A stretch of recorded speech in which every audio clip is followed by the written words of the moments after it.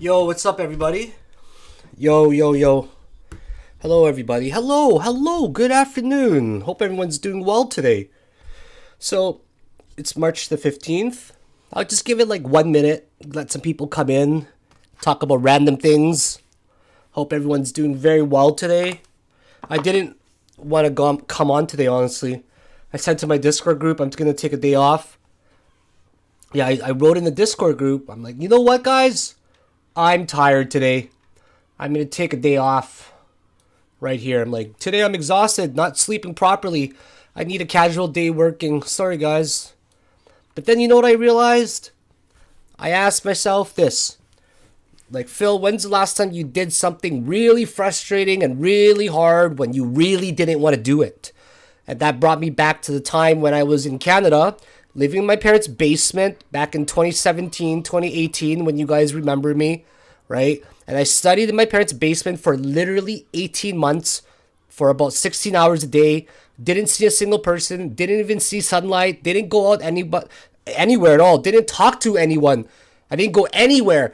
And then I just studied because I knew that if I developed a skill, it's now called day trading, that I developed, and I started to learn about crypto, it would turn into something magical, and I would develop a skill set eventually over time that would benefit me in the future.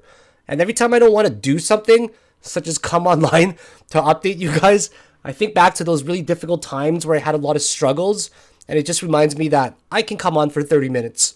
I'm just kidding. I'm just using you guys because I got 30 minutes before my pre-workout comes in, and I have nothing else to do. No, honestly though, I just wanted to update you guys because it's something I just need to do, especially because I was right yesterday about hitting the top. So now I want to segue into talking about how I actually caught that top, right? The whole point of yesterday, the topic of yesterday was we hit a resistance, what's next?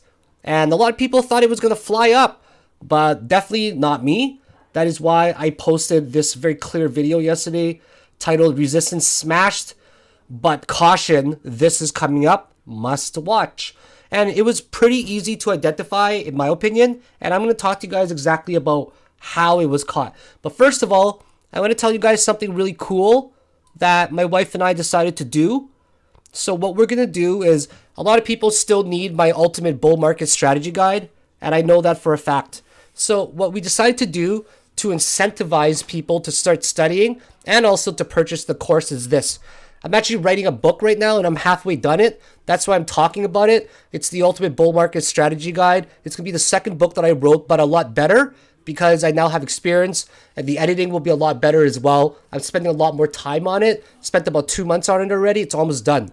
So this new course, the old one, the Ultimate Bull Market Strategy Guide, is going to come in a beautiful box set, first of all. Okay, just like the last one, it's a limited edition. Only 100 is going to be made. It's going to come with a book. It's going to be so beautiful.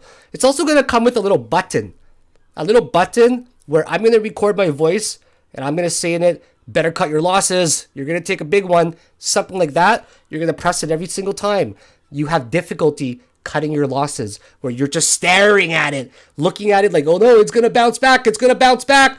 And then you're waiting at it drop. It passed your stop loss already. And then that's where your losses usually turn from a small one to a big one. And you just wiped out all of your 6-month profit, right? But that little button, every time you're in that situation, it's going to basically be me yelling at you to tell you to cut your loss. And that's going to help you. And the third thing you're going to get with it is a little statue, like a little figurine of Uraz and I and our 4 cats and our iguana, because I want you guys to feel like you're a part of Team Philakone, and I'm always going to be watching you guys. I know it's a little corny, but I'm always going to be sitting on your desk, a tiny little figurine where you're going to be a part of our family and a part of Team Philakone. And the last thing is, of those 100 people that buy it, every single person is going to be entered into a lottery. So there's only 100 people, and one lucky person will win a fully paid for trip. So your airfare is paid for, your hotel is paid for to Istanbul, Turkey for 3 days, paid by us, hotel, everything paid for, food. So you're going to get to hang out with me for 3 days to either see Istanbul or to learn about crypto and see me trade live. So that'll be the main prize giveaway. That'll probably be worth about $5,000 just by itself. So you're basically buying a lottery ticket, getting a lot of things with it as well. And that's going to be pretty cool. Anyways, I just thought I'd tell you guys about that. That's going to be coming later in about May 15th. Actually, May 1st is going to be the release date. And we already scheduled everything. We actually planned this about 2 months ago. Now that we're closer to finishing it, it's going to be available soon. And the price is going to be $1,150 for the lifetime Discord membership, the course Ultimate Bull Market Strategy Guide, for the book itself, for the little figurine thing, like the cool free things that come with it, that button that's going to tell you to cut your losses, and for a draw for the lottery to Istanbul, Turkey. Doesn't matter where you are in the world, we're going to pay for the trip. So anyways, just thought I'd let you guys know that. So stay tuned, it's going to be very exciting. So let's talk about now Bitcoin and what it did. So Bitcoin hit that, and it was really obvious yesterday if you watched my video where I was basically saying that, guys, I think we either hit it already or there's like maybe one more small wave. But the chances of us breaking up there and staying above it's probably not that high. So I'm going to talk about exactly how we were able to identify it. But first of all, let's talk about where we could... Actually, no, let's talk about how we identified first, and then I'll talk about where it could possibly go. And I think I have a really good idea of where this could possibly go based off of the Elliott Wave count. Okay, so there's always this problem of there's now a gigantic rally, and you got to ask yourself, where do I take my profit if you are in a long, and also where is a possible good entry, which really means the same thing, right? Where do I take my long profit, and where could I enter a short position? It's really asking the same thing, which is where's the top. So I'm going to talk to you guys about some key things to look for when you're trying to identify a top, or when you can possibly enter a short position as well. So the first thing you look for is a key resistance level. Okay, these resistance levels, it can come in the shape and form of many different ways. It could be a horizontal resistance, one that goes sideways, or it can be a sloped resistance like this as well, one that ends up sloping. So if you notice that even like people predicted this one, okay? People predicted that just by having this right here. Just by having this, people were like, okay, well, if we just drew this here and it kept going, what could possibly end up happening? And that's how this range was predicted for the fifth wave. And then you just keep going. And then the next one is also predicted as well, because there's so many multiple hits over here that you just end up assuming that it could possibly hit it again. So never, what's the word here?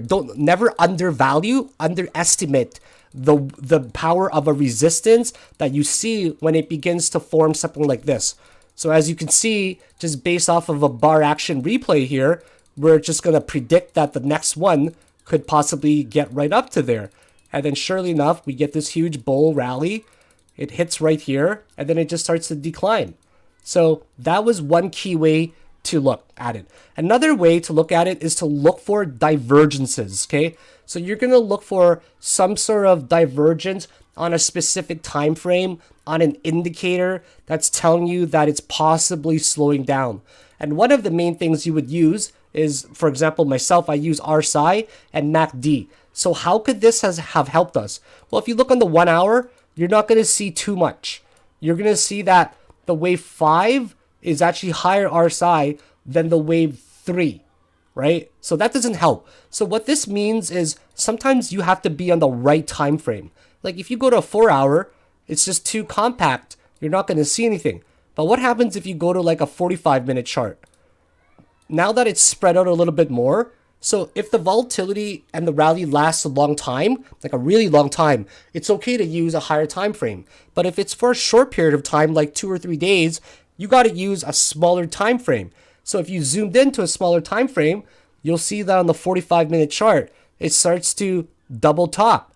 If you see on the 30-minute chart, it really is bearishly diverging. So this here, it could have been the peak of wave 3, this here could have been the peak of wave 5, and around these regions are the peak of wave 1. So if you take a look right here, don't the peaks kind of coincide with waves 1, 2, 3, 4, and 5?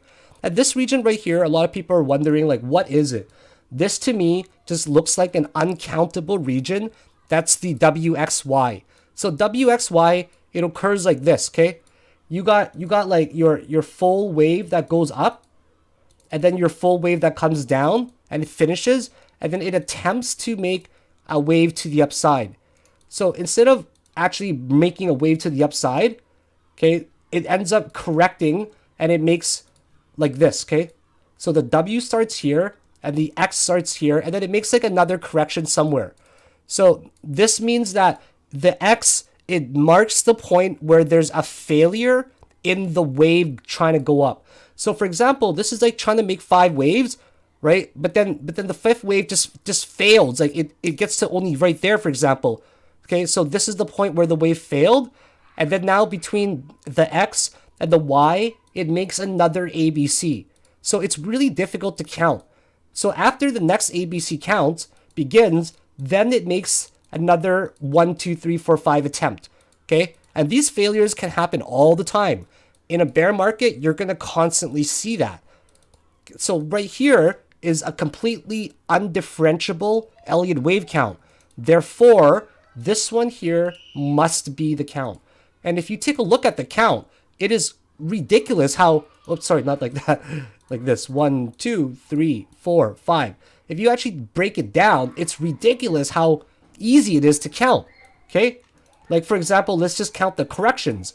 You see here is an A, this is a higher B, a flat, and a C. And inside of here, you see an A, B, C, D, E. A, B, C, D, E's are not always pretty, guys. Right? They're not always pretty. Sometimes they can run in a channel that goes upwards. And that's exactly what this guy did. Right? It made a channel like that. If you look at it closely on a different time frame, you can see it. Right? It looks good enough with just some wicks like that. So then you know that that's a wave 4. And then it makes a wave 5 going up like that. Okay? So then you see the bearishly diverging signs right here. And you also see it on the MACD as well, where this peak, the 3rd peak is always the highest. The 1st peak is usually the lowest. And then the 5th peak is usually in the middle of those two. So you can call this wave 1, wave 3, wave 5.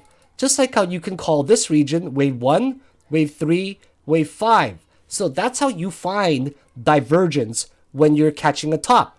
I got to sell a lot of my crypto for long-term holds around there, but I didn't go into a day trading position at all. Because sometimes your energy needs to be focused on one thing. Like, it's difficult to manage a gigantic portfolio while trying to day trade as well, because trust me, it takes a lot of energy and you got to be very precise with what you do, especially if you're moving it from a ledger. So using those technical indicators, it's really going to help you identify where a top could possibly be. And then you also take a look at volume, okay? The volume is definitely going to help you as well, where let's say that the price is continuing to the upside, okay? Like it's getting pushed up to the top, and it combines with the resistance. Well, here, it just looks kind of like a pattern that could break down. You see the volume starting to slowly decline. You see that it hit the trendline resistance that I identified earlier. You're seeing the indicators like RSI and MACD also coming to the downside. So that's a great way to notice that it's now downtrending. And another really great way to notice this is using things like trendline breaks. Now, a trendline break doesn't always need to come in the form of, for example, a trend line that's like left and right, like horizontal, or a slope trend line. It can also come in the form of an EMA. So a support right here, okay, the support can come in the form of a trend line EMA. And you're noticing it bounce there once, bounce here twice, and here it falls down. So even right here, I'm sure that a lot of people were entering it as it retested the 55-minute EMA, and it rejected. I'm pretty sure some people are probably still in a short position right now. And then you also want to do things like perhaps look at candlestick analysis. Okay, so this one here made a huge candle, and this is so close to the top already. super close to the top. That like when you see this type of bearish candle, it could be known as the harami candle or almost a bullishly engulfing candle. Either way, they're still very bearish. This one's a shooting star type candle, especially after you get the 1, 2, 3, 4, 5 count. When you start to see candlestick patterns that are very bearish, close to a resistance with all your indicators pointing down, it can really mean that it's close to a top, right? Not only that, you combine the like overbought conditions, but remember that just because it's overbought doesn't mean it's guaranteed to be the top, right? It does not guarantee it. Just because it's 95 doesn't mean it's going to reverse. It can still go. But one thing I do have to admit about this top here, it was hard to catch because this was a wave 1, a 2, and a 3. And this is probably a 4. And believe it or not, like the way I counted this was a 5th wave failure. So I counted this as A, B, C, D, E, and then I tried to make like a wave here that failed. That's how I saw it. So yeah, that's exactly how I saw it. So this one made a failed wave, and the 5th one didn't even complete. So those are just some of the ways that you can take a look at where there's possibly a top and how you can enter a short position. And then of course you combine it with using multiple time frames as well. So that top was really easily identified in my opinion. So if you caught that, good on you. And then now the way that Bitcoin's trending, let's get into the way it's looking right now. Okay, so I see that Bitcoin is like literally making a run of 5s. It's literally making a case of 5s right now. Okay, so if you take a look on there, like this was the 5th, remember? The truncated 5th. So the 1, 2, 3, 4, 5 goes like that. You can really break it down easily if you try it, if you go further, but I won't because I just want to keep it simple. So you see this as a 1, 2, 3, 4, 5. And now this actually looks like an A, a B, and a C, doesn't it? So now my prediction is going to be down. We've already retraced about 382 from here to here. It looks like we've already retraced to the 38.2% region, which was great because it hit the bottom of this wave 4 territory. And now if I'm right, well, it looks like it's going to try to do this.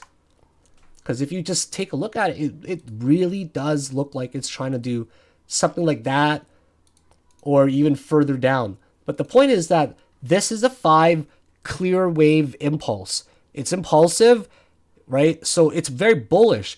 This means that it's not a corrective wave. Corrective waves don't behave in this manner. So this cannot be a B. So a lot of people were speculating that this could be a count. I don't agree with it. This is not a count to me at all. Like people were saying this is a 1, a 2, a 3, 4, and a 5. No, I do not believe that that's a count. Or even saying something like something like that. No, definitely I don't believe that that's a count. And then whatever, it's somewhere in there. And then they're saying that this is a flat. A, B, C. Flats don't work like that. Flats don't extend this much. Flats go somewhere like that there, or pretty much just there, right? They don't do parabolic moves to the downside. I don't agree with this count at all. This is a stupid count, and I think that you need to really get rid of that count out of your head. This is the count. This is the count, guys. 1, 2, 3, 4, 5. This is the most logical count that there is. And this one here is really difficult to count, in my opinion. Okay, it's hard to break down, but there's 2 options. There's one, this is an A, and that's a B, people are saying, and there's a C. But you can't call this a B because we literally just broke it down into 5 waves. The way that B works is like this. Let's say there's a B wave up, okay? The way B waves work is there's another A, B, C inside of it. And then within that A, there's 5s. 1, 2, 3, 4, 5. And then A, B, C here. And then 1, 2, 3, 4, 5. But no, we're not doing any of that. In fact, the B that we see, if it were a B, is doing 1, 2, 3, 4, 5 impulsively. Therefore, it cannot be this one. So by just deduction, it's not possible that this is a corrective wave. Not possible at all. The only logical conclusion, because there's 5 waves that are very bullish, is that this whole thing somehow made an ABC in here already, and we just can't freaking count it, man. Like, that's possible. So here's a really possible deduction as well, okay? That this one here literally made a 1, 2, a 3, and a 4, and a 5. And then this here is the whole fifth wave. But the thing about this count is that the B wave retraced literally not even 2, 3, 6. This is the only logical count that I see. Right? So exactly, Chief Rav, you get it. Doesn't extend like that, so it's not a flat. So this here is the only logical count to me that makes sense. And I think that that's actually the count. And I think that we're now trying to break out bullishly to make a third wave. But I don't know if it's going to happen. So if you take that ABC, you see that, well, wave C here actually extended somewhere between 0.6 and also 1 to 1, right? So this is a normal extension, very reasonable in my opinion, right? So it's possible. So now the next step is to see if we're actually gonna, like for example here, right? We got the first subwave, and then it went up, and then the second down, then the third and the fourth and the fifth. So now what a lot of the times happens is the first wave occurs, and then the second corrects, and the third will break out.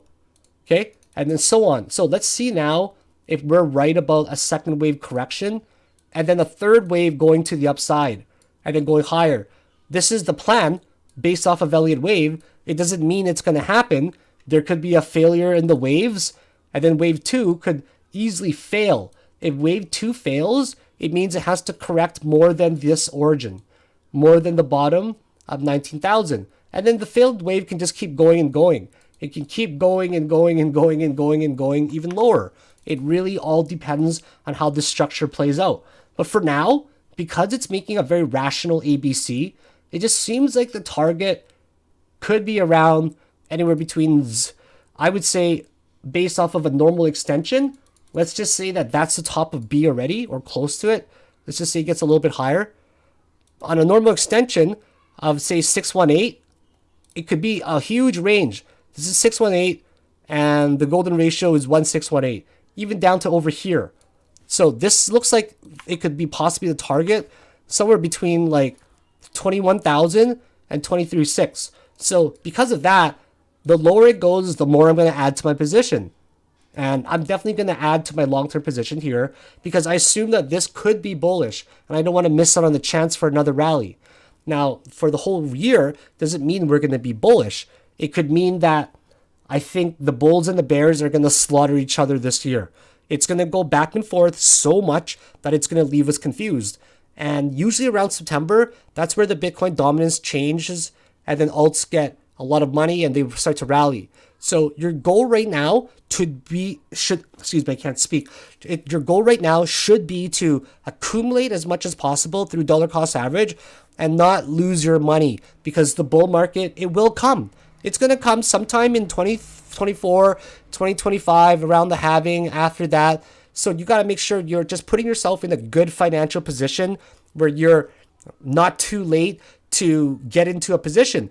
You don't want to be somebody who gets into a Bitcoin position, like I'm talking about long-term hold, or you're starting to build your portfolio like when the bull market begins. It's just too late, man. Like, you got to be prepared ahead of time, like I always mention. So make sure you're attempting to dollar cost average. In my opinion, it's the best strategy for long-term. And make sure you're studying as well and being ready for it.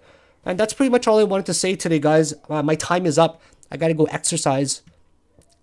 I'm going to take a look at some of the comments. Yeah, I'm glad that you guys enjoyed the count today.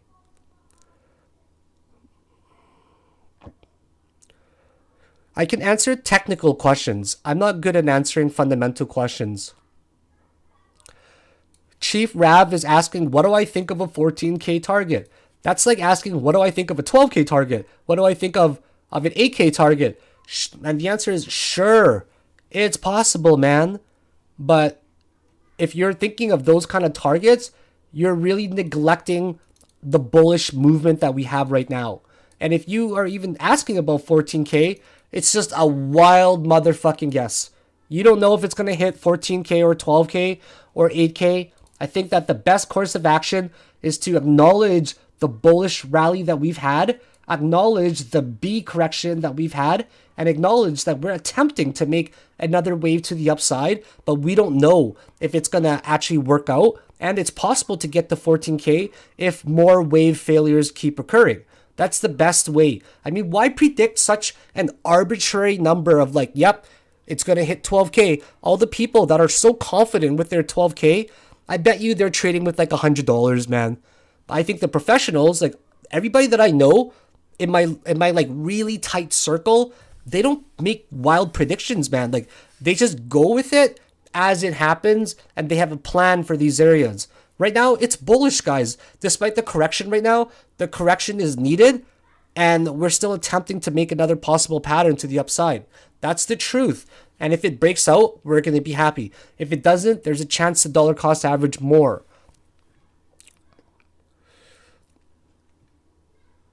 I don't know what you're talking about. I attract limitless prosperity. Okay, I think I'm just going to end it here, guys. Pre-workout's really hitting me. I hope you guys are very excited about this gift box package that I'm releasing in about 2 months. That comes with the book. That comes with the course version of the Ultimate Bull Market Strategy Guide.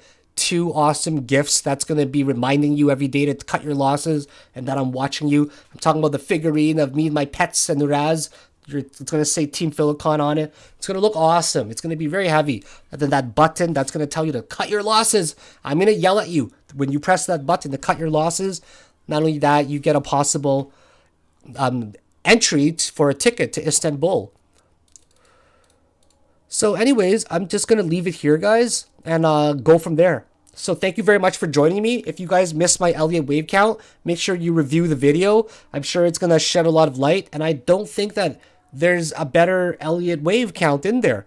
So yeah, anyways, thanks a lot for joining me, guys. Have a great day.